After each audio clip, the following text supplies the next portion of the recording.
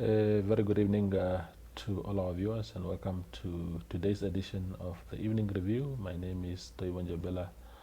I am in studio tonight with Vitalio Angula. He is a writer and a freelance journalist and he monitors politics closely. And tonight on the show we are just discussing everything related to the ongoing Swapo Congress campaigns. Welcome back to the show, my friend. It's been a long time. Thank you for having me. Yeah, wonderful. What is your assessment of what has been happening so far in these campaigns? The campaigns are interesting. I have been observing, but the lack of information, which is actually the lack of information that is coming through, it gives us as analysts a wide room to speculate, which is at times healthy and at times not healthy. One of the challenges with this is that the race, I think the biggest interest is in the race for the top 4 positions.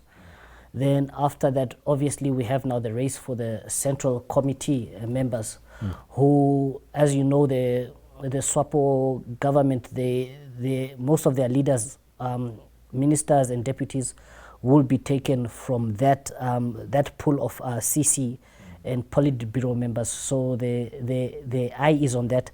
But in terms of the top 4 candidates, the candidates for the top 4 positions, that has been the dominant, not to say narrative, but it's been the dominant interest in terms of political analysis, in terms of media coverage, and the likes. Yeah. Do you think that, because you spoke about, you hinted at how these campaigns are structured, that as analysts and journalists, of course, it has given us, it has become extremely difficult to know what is happening. I was speaking to a journalist this week who wrote extensively about what happened in Oshikoto last weekend, and this journalist was telling me that they were chased out of the venue where the delegates were being addressed by the candidates, and he stayed outside, and he was eavesdropping, if you like, into what was happening inside, and that is how he got his story. That can't be, it's not how we want to operate. I think because campaigns are very sensitive things, and what the ruling party had decided this time around is that the candidates will go from region to region to actually canvass for support. Yeah. Because it's an internal party matter, I don't really think that it's up to their discretion. It's their prerogative to decide whether media is welcome or not. Yeah. So I don't think the media can actually complain that they are not allowed. And we have to be also in the media versatile enough to get our information through other sources, not just going to the event. We should be able to formulate relationships with the different candidates, also relationships with the different kingmakers in terms of delegates, so that we can actually tell our news. They will just tell us, people will just tell us things that they want us to hear and that they want us to write about, especially if it serves their interest. We don't want to be relying on third parties. I mean, third parties can never be better than just first-hand information. Definitely, but there's this general unwritten rule in Swapo where you play your cards close to your chest. If we look back, maybe during the presidency of Sam Nujoma, with the presidency of Pohamba, it was not so much, but with the presidency of Hage Geingob, it's again come up where there is a general fear amongst politicians not to be seen too much out there, because you never want to outshine the master. So a lot of politicians nowadays are media shy. However, there's also this thing of journalists also twisting facts or putting words in politicians' mouths, which makes politicians also apprehensive in dealing with media, because at the end of the day, media as a fourth estate, we are also political actors.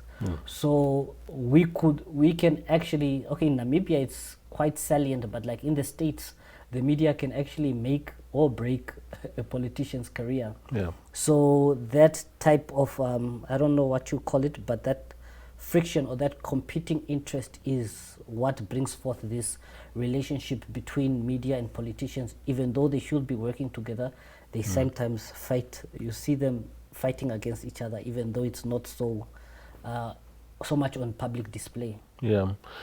What has been your assessment of the media coverage? We've seen that every time there's Congress, especially since from 2012, in 2012 and 2017, I think for the first time, we've seen media houses publicly rallying behind a particular candidate without announcing officially that, look, because you spoke about the US. In the US, the Washington Times, the Washington Post will tell you that after observing the candidates and their campaigns, we will be rallying behind Trump, for argument's sake, officially. The editorial board of the newspaper sits and take that decision. In Namibia, what we've seen is newspapers, you can just tell, because week in, week out, is the same politician being painted glossily. What has been the observation this time around?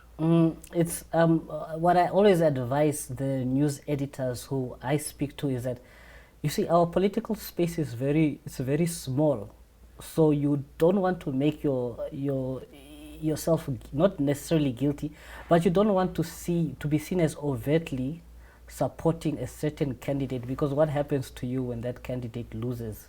You adopt everybody's enemies, to say. Like Joseph Disho wrote an article quite a few weeks back, which was very interesting. It caught my eye, where he said politics in Africa, and by extension Namibia, is more or less a zero-sum game, where winner takes all. And I think with the media, they are treading a very fine line. I will not mention, out of respect and out of courtesy, I will not mention the specific media houses, but I've seen media houses like Kanjoze, Obed Kanjoze has been dominating news headlines, and it's not really positive. And then I've seen Jerry Ekanjo also dominating news headlines, but more positive. More positive attributes, where people are actually saying, no, why is he not allowed to join the race? That's the side that the media is taking in their coverage. So yeah, to the discerning reader, it's very obvious. But like I say, I think everybody has a right to participate in the political space of their country. Yeah. But as media, because of the delicate position we hold in society, we should not be so overt about it, because it brings down our standing in the public light. Because we're having this conversation on a WhatsApp group where I think it's a lady from NBC who is a candidate for the Central Committee, and people were questioning, yeah, but she's a journalist now. She's directly campaigning for a position in a certain party, but the Constitution is very clear. Everybody has a right to participate, but with journalists, because of the sensitive job we occupy in the public space, it can come back to bite you. But is it correct for it to come back and bite you for simply standing for a particular value? Because look, I understand the obligation to be impartial. I understand the obligation to be truthful. But if I were to see, as a media group, as a media house, if we were to see that this particular candidate has stolen millions out of our country, or he killed people in the 80s, wherever it was, or he's a rapist or murderer, and therefore we cannot in good conscience allow this person to become, ordinarily it's not for us to allow, but if it were up to us, we will not allow that person to be president of a country in particular. Why can I not adopt a position and say, no, we are opposed to that person, we are opposed to the values of that person, and therefore we are going for this one? Like they say, all is fair in love and war, and the political space is a space of conflict. So if you choose to enter that space, you should be prepared for the repercussions. And media should act as a watchdog and not necessarily as a police, because the moment when media takes the role of the police and wants to police society, it takes away their independence. Because you should not only think about yourself as an editor. Yes, you can push policy direction of your media house. However, think about the journalists under you. What if your journalist under you has a different position and you are influencing them to take this hardline position because you believe certain candidate A and B is a rapist or is corrupt? But that is where I was bringing in the element of look, I'm not advocating for any media house choosing sides at all, especially in this Congress. I was just making a scenario to say that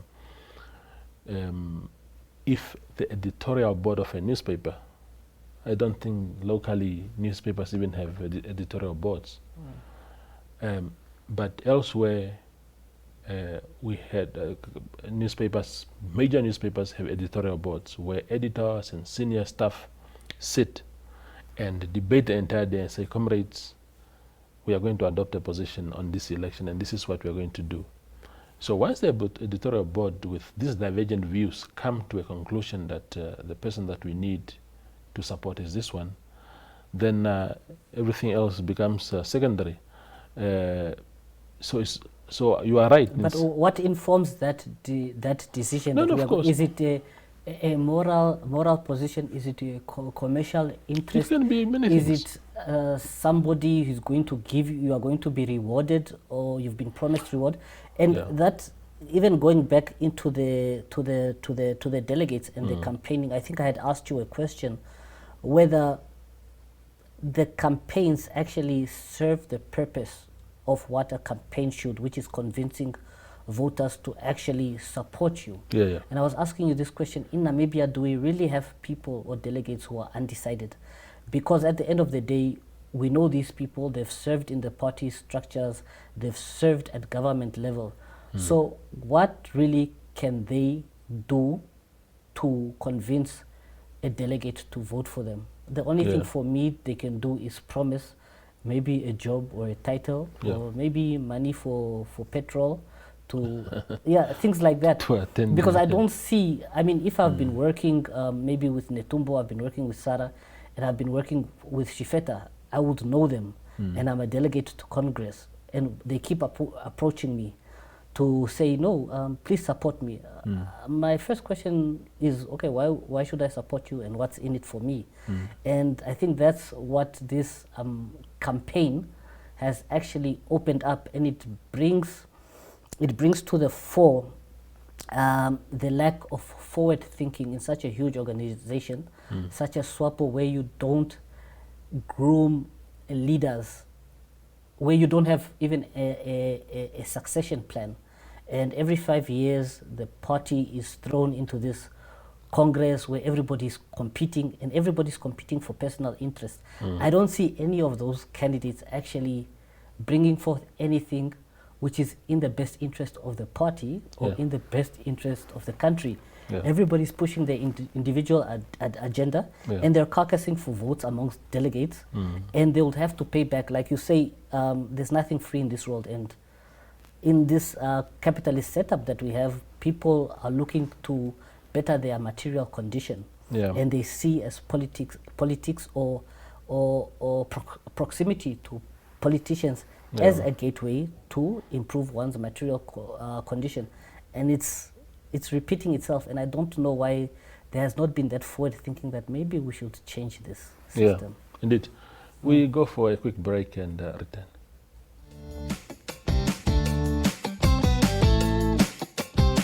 The My.NA Cars Show provides viewers with the best in-class cars content, engaging interviews, as well as a showcase of the latest cars-related news, products, and services. If you would like to feature your brand or campaign on this platform, contact My.NA at synergy.com.na. My.NA Cars, more than just a ride. 3, 2, 1. We Talk brings you community news that lies at the heart of Windhoek residents. If you would like to feature your brand or campaign on this platform, contact We Talk at synergy.com.na.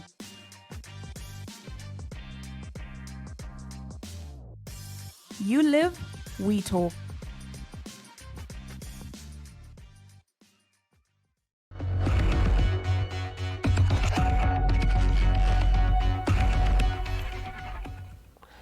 The engagement continues on the evening review.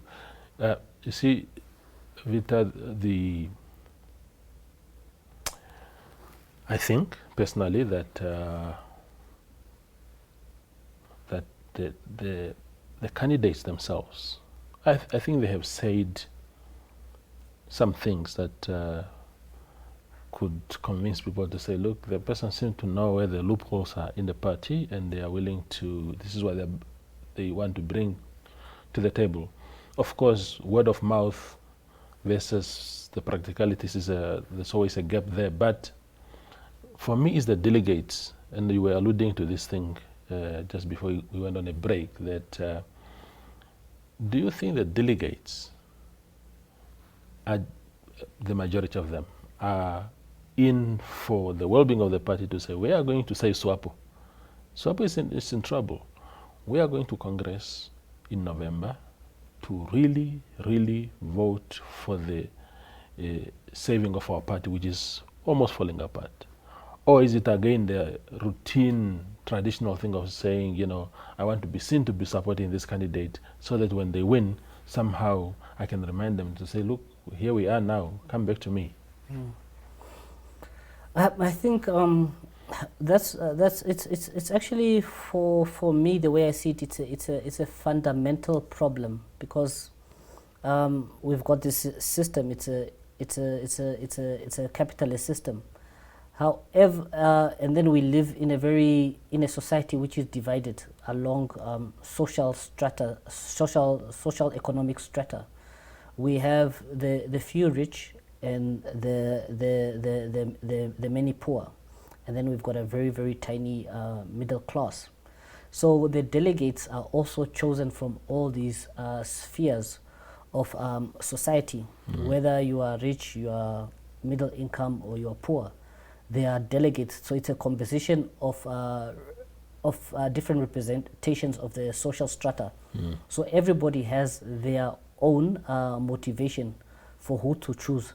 But at the end of the day, it all boils down for me to self-interest. Even if people are saying, let us save the party, they want to save the party so that they can survive. But as a student of history, everything has a beginning, and then it grows, and then it stagnates, and then it would be in decline.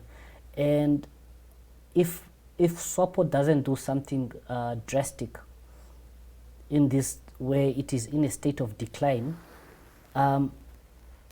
the delegates who actually have the best interest of the party at heart might be in actually for a rude awakening.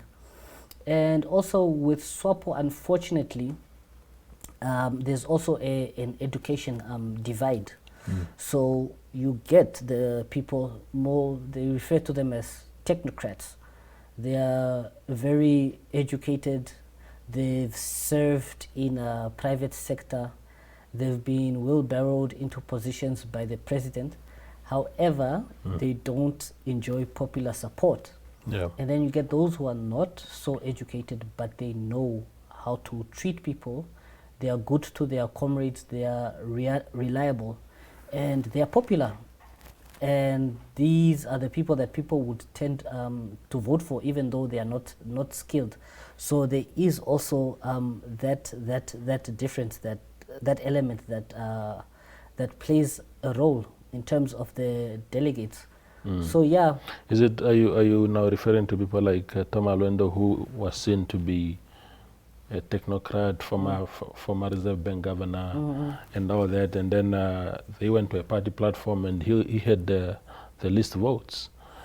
Yeah. I think it was, I don't know, maybe, I'm not sure, I speak under correction. I think he competed against Tate Unona. Because I remember Job Mpanda was speaking about him losing to a driver. However, that driver probably knows how to talk to people. He knows how to sit with people. Is it at some regional level, district but level? I think it was at the last. You know, the restructuring in Swapo takes place at the section and district level every 2 years. So it was that. So I think it was 2 years ago. Yeah. And people vote for people they get along with. People don't really vote because of your competency. People vote because they like you. And a lot of people, these technocrats, are really not likable people. They are skilled people, but they are not likable people.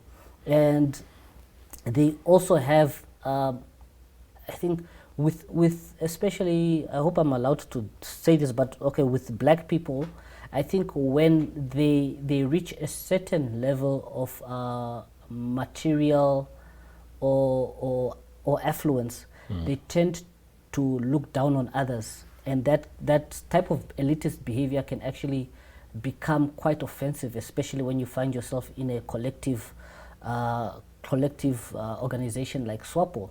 So you will not do very well, regardless of your skill, regardless of your qualification. But is it really about? Because I'm sure there are technocrats who are in Swapo who, again, I do not say at all that Tom Alwendo would have necessarily been better than those that are in the running for now, who are actually pure politicians than he is. That's not what I'm saying, but I mean, if you look at the world now, if you look at this week in the UK, they brought in a new prime minister. He's an Oxford-educated man. The previous prime minister who resigned just recently is an accountant by training, also a proper technocrat.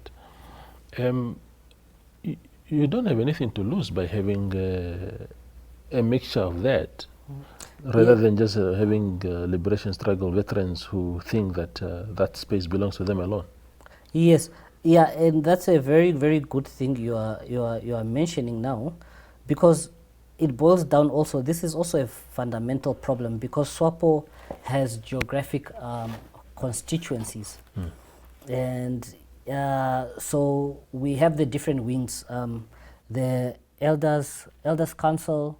You have the Politburo, you have the CC, and now they've just put in now the veterans of the liberation struggle, and then you've got also the Women's Council and the Swapo Party Youth League. And then after that, you have now the regional district sections and branches, but those are determined by the geographic location in which you find yourself. So even Swapo as a party was supposed to evolve to the point where they have an academic wing, whereby the academics go into that wing, and they fight amongst themselves. They engage in battles of ideas. Something else above the think tank. Yeah. They go into a battle of ideas, and then whoever emerges. But then that person can now go into the pot, but he's going to represent now academics. And then you can have maybe the wing of technocrats. I don't know if it's still necessary to have a women's league, because Swapo has now the zebra, so women are already represented. But you can also still have a youth wing.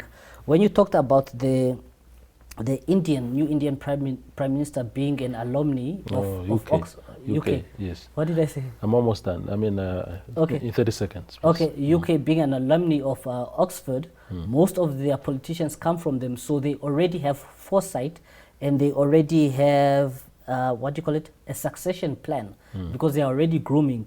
Now we have this Swapo Party school, but is it really grooming the leaders of tomorrow, or Yeah, Yeah. I hear you. Vita, it's always a pleasure having you on the platform. Thank you for coming. Okay, thank you very much. I appreciate it. Sure. That was tonight's show with Vita Angula. Thank you for watching.